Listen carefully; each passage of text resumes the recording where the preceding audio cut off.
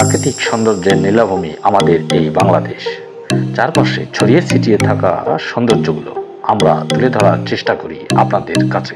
তারই ধারাবাহিকতায় আমরা যাচ্ছি আজ যমুনা নদী ভ্রমণে।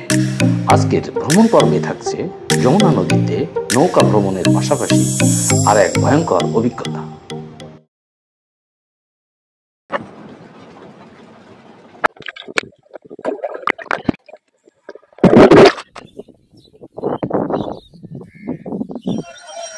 বগুড়া শহর থেকে মাত্র 22 কিলোমিটার পূর্বে যমুনা নদীর তীরে ছোট্ট একটি উপজেলা সারিয়াকান্দিতে অবস্থিত এই ভ্রমণ স্পট। শেয়ার অটোরিক্সা বা রিজার্ভ গাড়িতে আসতে পারবেন এখানে। বগুড়া শহরে জালপাড়া নামক স্থান থেকে সিএনজি চালিত অটোরিক্সা যোগেও আসা যায়। ভাড়া জনপ্রতি 50 টাকা।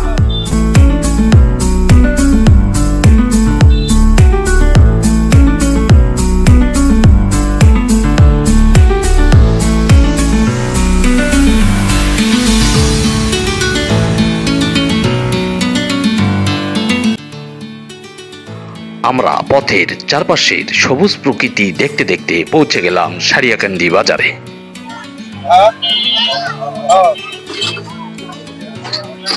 অনেকক্ষণ পরে একটা চা খেয়ে খুব মজা পেলাম।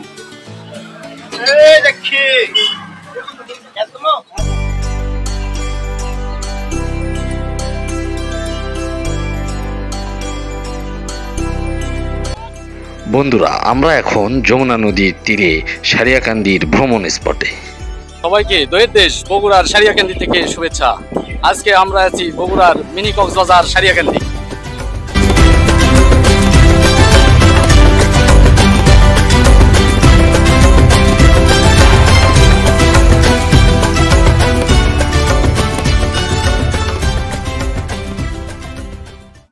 যমুনা নদীর তীরে দাঁড়ালেই নীল আকাশ আর প্রাকৃতিক অপরূপ সৌন্দর্য আমাদের মন কেড়ে নেয়।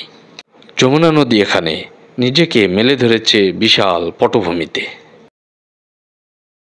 সারিয়াকান্দির কালীতলা ঘাট একটি জনপ্রিয় নৌযান চলাচলের কেন্দ্র। এখানে নৌকা, ট্রলার, স্পিডবোটে চড়ে যমুনার বুক চিরে ভ্রমণ করা যায়।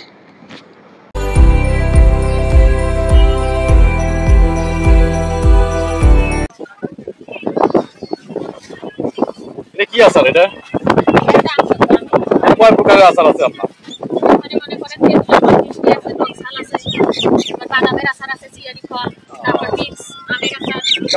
কেমন হয়?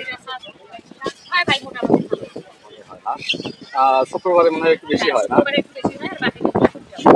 কয়টা পর্যন্ত দোকান খোলা থাকে? 7টা পর্যন্ত এখানে লোকজন থাকে। ভরা যমুনায় ভ্রমণ পিপাসু লোকজনের পদচারণায় মুখরিত যমুনার কালীতলা ভ্রমণ স্পটটি। এখানে আসলে দেখার মতো তেমন কিছু নাই। এই যে আমার পিছনে যে ইয়েটা দেখতেছেন, এই পর্যন্ত সামনে এই বার্তার সামনে একটা লেখা আছে আই লাভ সারিয়াকান্দি, এই পর্যন্ত। আর এখান থেকে একটু যমুনার দুই পাশের দৃশ্যগুলো একটু ভালোভাবে দেখা যায়।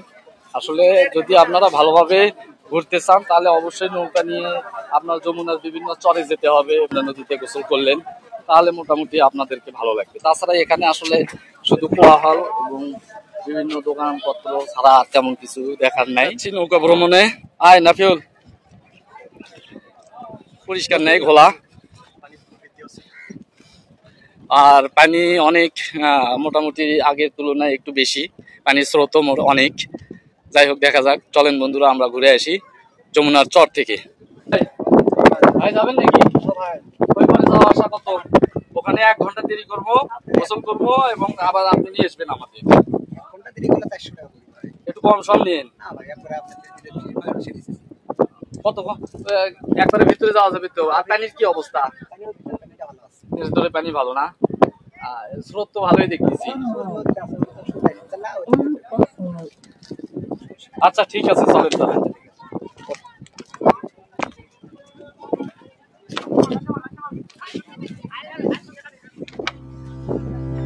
প্রিয় দর্শক বন্ধু, আমরা এখন একটি নৌকা ভাড়া নিয়ে যমুনা নদীতে ভেসে চললাম। নৌকা ভাড়া পড়ল 400 টাকার মতো। আপনারা নৌকা ভাড়ার সময় একটু দাম দর করে নেবেন।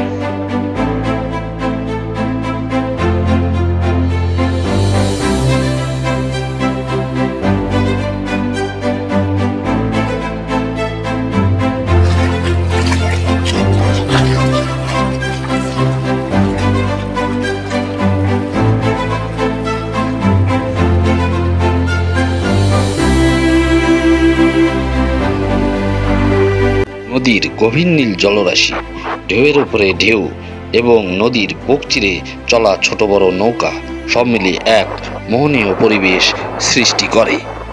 নদীর পাড়ে দাঁড়িয়ে সূর্যোদয় সূর্যাস্ত দেখার দৃশ্য মনকে করে প্রশান্ত।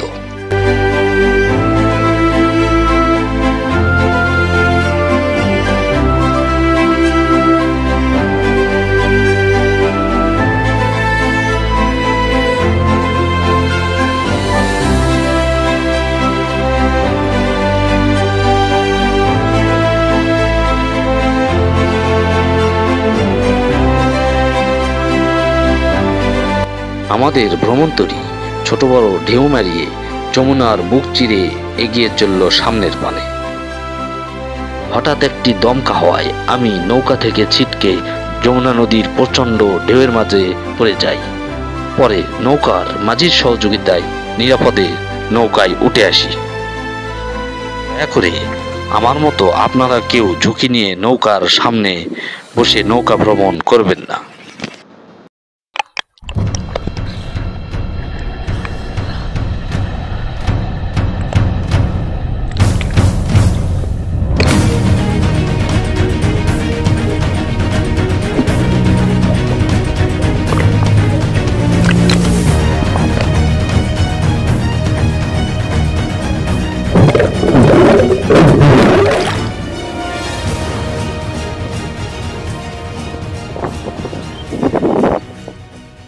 আছি এখন ছোট একটা চর, আর দেখেন কত ঘাস, সবুজ ঘাস, মনে হচ্ছে যে ঘাসের চাদর বিছানো চারপাশটায়। খুব মনমুগ্ধকর পরিবেশ, খুব মনমুগ্ধকর পরিবেশ এবং অনেক সুন্দর। এই যে পিছনে আমাদের গরু গুলা বেঁধে রাখছে এখানকার আর যারা বাসিন্দা তারা, আর এই চরেও একটু চাষবাস করে। এই যে পিছনে সম্ভবত এগুলো সম্ভবত যখন বেশি যমুনা নদীতে পানি বৃদ্ধি হয় তখন এই চরটাও মনে হয় পানিতে ডুবে যায়।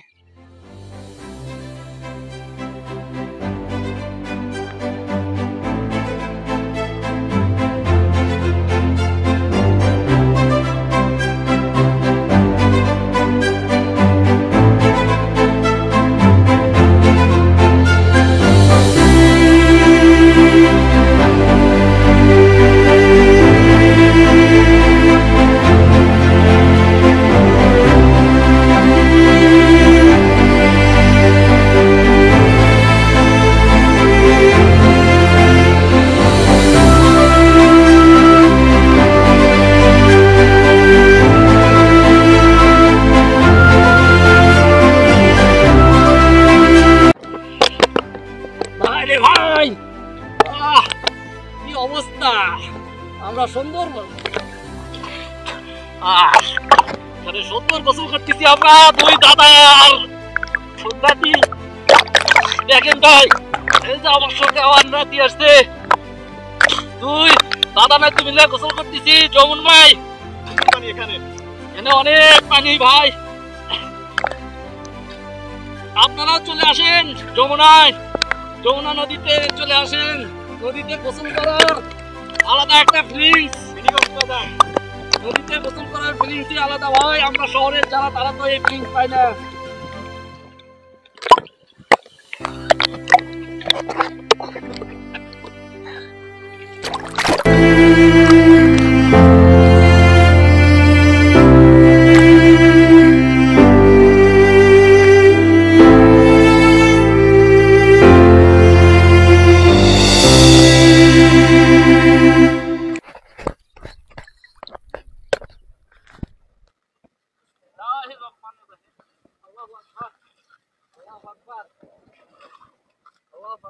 দাদা পানি তো প্রচুর স্রোত।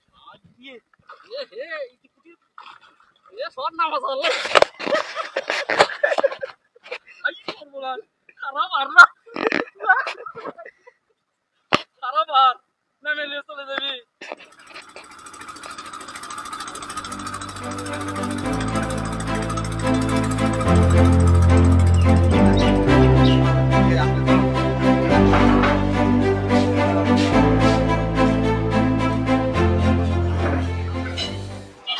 দুই প্লেট ভাত আর হচ্ছে এটা হচ্ছে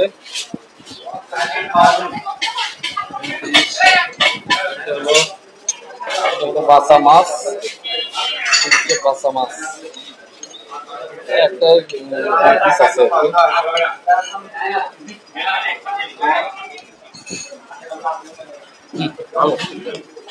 আজকের ভ্রমণ পর্ব এই পর্যন্তই। দেখা হবে নতুন কোনো ভ্রমণ গল্পে। আমাদের ভিডিওটি যদি আপনাদেরকে ভালো লেগে থাকে তাহলে অবশ্যই লাইক দিবেন এবং চ্যানেলটি সাবস্ক্রাইব করবেন।